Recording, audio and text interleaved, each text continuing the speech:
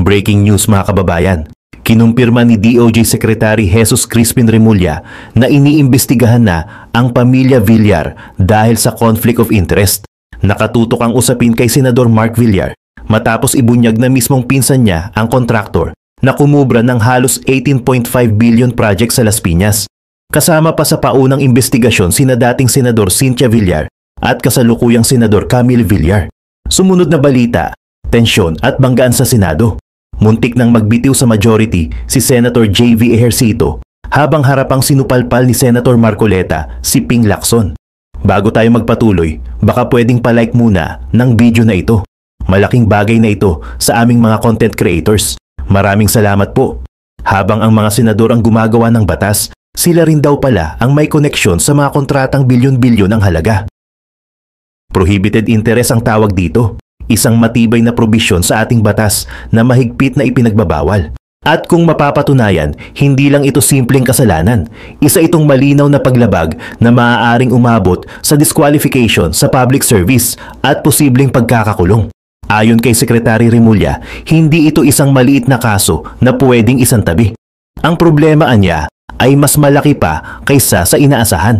Isang lawak ng katiwalian na tila sumakop na sa buong sistema. Massive ang ginamit niyang term para dito. Daan-daang contractors, district engineers at mismong mga kongresista ang posibleng na nadadamay. Ibig sabihin, hindi lang ito kwento ng isang pamilya. Ito ay salamin ng isang bulok na sistema na matagal nang pinapabayaan. Ngunit bago natin palawakin ang perspektibo, balikan muna natin. Paano nagsimula ang lahat?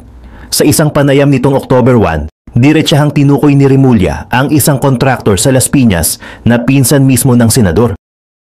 Sa ilalim ng Anti-Graft and Corrupt Practices Act, Republic Act 3019 at Forfeiture Law RA 1379, malinaw na nakalista ang ganitong uri ng koneksyon bilang labag sa batas. Ang tanong, paano nakalusot ang ganitong relasyon sa loob ng maraming taon? Sino ang nagbingi-bingihan at nagbulag-bulaggan habang nagkakandara pa ang mga kontrata? Ang mas matindi pa, hindi lang isa o dalawang proyekto ang pinag-uusapan dito. Ayon sa ulat, kasama sa menyu ang lahat. School buildings, kals na batsada, asphalt overlay, revetments, at iba pang infrastructure projects. Kumbaga, kung ano ang maisip mong proyekto, kasama iyon sa listahan. At kung aabot sa 18.5 billion ang halaga ng iisang kontraktor lamang, gaano pa kalaki ang kabuang butas na nilikha nito sa kaban ng bayan. Pero hindi pa tapos. Isiniwalat din ni Remulla na bahagi lamang ito ng mas malaking puzzle. Mayroon pang hindi bababa sa 67 na kaso ng conflict of interest na kasalukuyang nakalista sa Kongreso at ayon sa kanyang tantiya, mahigit 200 katao ang posibleng sangkot mula sa mga opisyal ng DPWH, district engineers, contractors hanggang sa mismong mga mambabatas.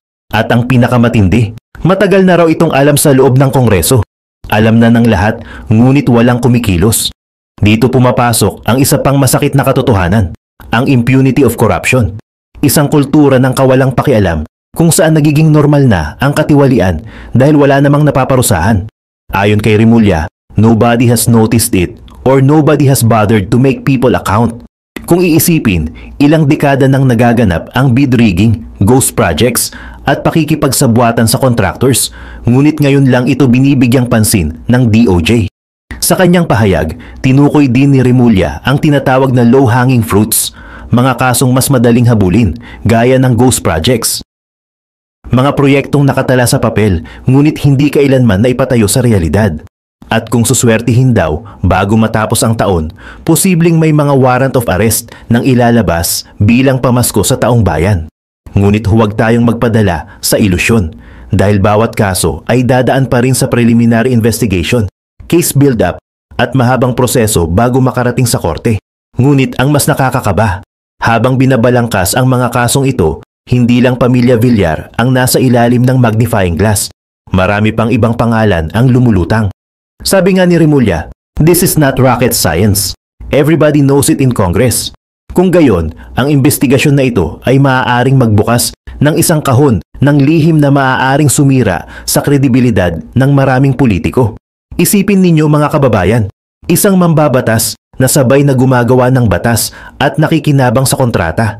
Isang congressman na kontraktor din. Isang kontraktor na naging congressman.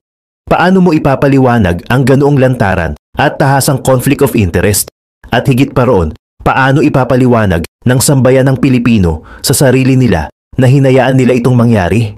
Habang nagpapatuloy ang investigasyon, binabalikan din ng Department of Justice ang mga lumang batas. Isa na rito ang RA 1379 na ipinasa pa noong 1955 tungkol sa forfeiture ng ari-arian ng mga opisyal ng gobyerno na napatunayang nakinabang sa hindi tamang paraan. Bagamat luma na ang batas, nananatili itong mabisa. Ngunit ayon kay Remulla, baka panahon na ring baguhin at gawing mas moderno ang mga probisyong ito upang hindi na makalusot ang mga tusong politiko at negosyanteng umaabuso sa sistema. Ngunit huwag tayong magkamali. Kahit na may mga batas, hindi ito kusang kikilos. Kailangang may political will. At dito, masusubok kung hanggang saan ang kaya ng DOJ. Kaya nga hindi maiwasang itanong, may tapang ba talaga ang gobyerno na kalabanin ang isa sa pinakamalakas na political dynasties sa bansa? Sa huling bahagi ng panayam, hindi rin itinanggi ni Remulla na kinausap na niya ang Speaker of the House tungkol sa issue. Ngunit bago ito dalhin sa Kongreso, kailangan muna raw ng masusing research, mas matibay na ebidensya, at mas malinaw na case theory. Sapagkat malinaw sa kanya, hindi pwedeng bulag-bulagan na lang, hindi pwedeng manahimik na lang. Panahon na raw para buwagin ang sistemang ito. Hanggang saan aabot ang investigasyong ito? May mga maglalakas loob bang tumestigo laban sa makapangyarihan? O mauuwi na naman ito sa isang mahabang listahan ng mga kasong mabubulok sa korte? Sa dulo, sinabi mismo ni Secretary Remulla, pwede namang kusang ibalik ng mga kontraktor ang kinita nila, ngunit hindi ito makapaglilinis ng kanilang pangalan. Sapagkat ang kasalanan, minsan nang nagawa at hindi na basta maibabalik. Hindi ito parang toothpaste na maaari mong ipasok muli sa tube nito. At ngayon, habang nakabukas ang aklat ng investigasyon, nananatiling bukas din ang mga mata ng taumbayan. Isa itong pagsubok hindi lamang para sa pamilya Villar, kundi para sa buong sistemang politikal ng Pilipinas. Ito ang isyung magtatakda kung hanggang saan ang kayang buwagin ng batas laban sa kapangyarihan. At sa darating na mga linggo, asahan natin, mas marami pang pangalan ang lalabas, mas maraming lihim ang mabubunyag, at mas malinaw na makikita ng bayan kung sino ang tunay na naglilingkod at sino ang matagal nang nagsasamantala. Samantala, sa isang panibagong yugto na puno ng mga nakakagulat na revelasyon at matitinding hidwaan, ang mga pader mismo ng Senado ng Pilipinas ay tila nagsimulang yumanig. Ang dating itinuturing na sagradong bulwagan ng debate at batas ay biglang naging isang arena ng personal na bangayan, pagtuturuan, at isang malalim na krisis sa tiwala na nagbabantang sumira sa pagkakaisa ng pinakamatataas na mambabatas ng bansa. Ang usapin ay hindi na lamang tungkol sa budget o mga proyekto. Ito'y naging isang labanan para sa katotohanan, integridad at kaluluwa ng mismong institusyon. Sa gitna ng naglalagablab na apoy ng kontrobersya, maririnig ang isang tinig ng senador. Hindi galit, pero bakas ang malalim na pagkadismaya. Ang bigat ng conflict ay naging malinaw nang aminin ni Senator J.V. Ejercito ang isang nakakagulantang na katotohanan. Ipinahayag niya ang kalungkutang nararamdaman sa tinatahak na landas ng kapulungan, isang direksyon na sa kanyang paningin ay para na ring pagsunog sa kanilang sariling tahanan. Ang pinakamatinding revelasyon, umabot na siya sa puntong halos talikuran na ang mayorya. Isang hudyat na ang lamat sa loob ay mas malalim pa sa inaakala ng marami. Para sa kanya, habang nagkakagulo ang mga kasamahan, nalilihis ang atensyon mula sa mga tunay na salarin sa likod ng malawakang korupsyon sa bansa. Ngunit paano nga ba humantong sa ganitong kritikal na sitwasyon ng lahat? Ang apoy ay nagsimula sa isang salita. Insertions. Isang salita na matagal nang naging anino ng pagdududa sa mata ng publiko. At nang ang salitang ito ay muling binuhay ni Senator Panfilo Ping Lacson, kasama ang isang pasabog na aligasyon na halos lahat ng senador sa ika-11 na Kongreso ay may kinalaman sa 100 bilyong pisong halaga ng insertions. Para itong isang bombang sumabog na naghasik ng kawalan ng tiwala. Dito na nagsimula ang samut-saring pahayag. Isang estratehiya na sa halip na magbigay linaw ay tila bumalik din sa kanila at nagdala ng kalituhan. Sa simula, ipininta ni na Senator Panfilo Lacson at Senate President Vicente Tito Sotto ang kanilang mga sarili bilang mga ehemplo ng kalinisan sa mundo ng politika. Sa harap ng publiko, itinanghal nila ang kanilang kwento ng integridad. Kung paanong si Sotto mismo ay tumanggi umano sa isang alok mula sa isang dating opisyal ng DPWH, isang alok na may kinalaman sa multi-bilyong pisong proyekto. Ang kanilang mensahe ay simple pero may bigat. Sila ay hindi nabibili. Sila ang nakatayong bantay laban sa bulok na sistema. Ngunit ang retorikang ito ay mabilis na natabunan ng isang serye ng nakakagulat na revelasyon ng mismong si Senator Lacson na ang naglantad na ang ilan sa kanilang sariling mga kasamahan sa Senado ay sangkot sa bilyon-bilyong pisong budget insertions. Biglang nagbago ang tono. Ang dating tinaguri ang marumi at immoral ay bigla na lamang tinuring na isang normal na bahagi ng proseso. Mula sa insertions, naging amendments. At ayon kay Sotto, ito ay hindi dapat makita bilang anomalya kundi isang lehitimong gawi ng Senado sa bawat deliberasyon ng pambansang budget. Dito nagsimulang mabuo ang malalim na pagdududa ng taong bayan. Ano ba talaga ang totoo? Kung ang mga taong nagsisigaw ng reforma at transparency ay sila ring bumabaluktot ng kahulugan ng mga salita, saan pa lulugar ang publiko? Ang mga pagbabagong ito sa paninindigan ay hindi lamang simpleng semantika. Ito ay naglalantad ng mas malaking krisis sa prinsipyo. At sa gitna ng lumalalim na kalituhan, isang figura ang tumindig upang questionin ang tila naburang moral na linya. Si Senator Rodante Marcoleta, kilala sa kanyang mabigat at walang paligoy-ligoy na mga pahayag, ang humarap sa kapulungan dala ang obligasyon na ipaalala sa kanila ang tunay na diwa ng kanilang mandato. Sa kanyang privilege speech, muling binalikan ni Marcoleta ang sandali kung kailan ipinagmamalaki ni Senate President Sotto na kanyang tinanggihan ang alok na insertion. Ayon kay Marcoleta, ito ay isang makasaysayang sandali ng Senado, isang linya na gumuhit ng malinaw na agwat sa tama at mali. Ngunit anya, ang linyang ito ay tila nawala, nabura sa isang iglap nang biglang nagbago ang kanilang naratibo. Paano raw nagawa ng Senado na magbago ng tindig mula sa mariing pagtutol patungo sa pagbibigay katwiran? Mas tumindi pa ang kanyang pananalita nang ipaalala niya ang matagal ng krusada ni Senator Lacson laban sa korupsyon sa budget. Sa maraming taon, si Lacson ay naging matapang na kritiko ng humongous budget insertions. Ngunit ngayon, nang siya na mismo ang naglantad na may mga kasamahan silang sangkot dito, bakit tila naging malambot ang kanyang posisyon? Sa halip na magtaguyod ng isang mas malalim na investigasyon, tila nagbigay lamang siya ng mungkahi na hintayin na lamang ang pasya ng publiko. Para kay Marcoleta, ito ay isang uri ng pagkakanulo, hindi lamang sa Senado, kundi sa mga Pilipinong umaasa ng katotohanan. Ngunit higit pa sa mga salita at prinsipyo, ikinabit ni Marcoleta ang issue sa realidad na kinahaharap ng taong bayan.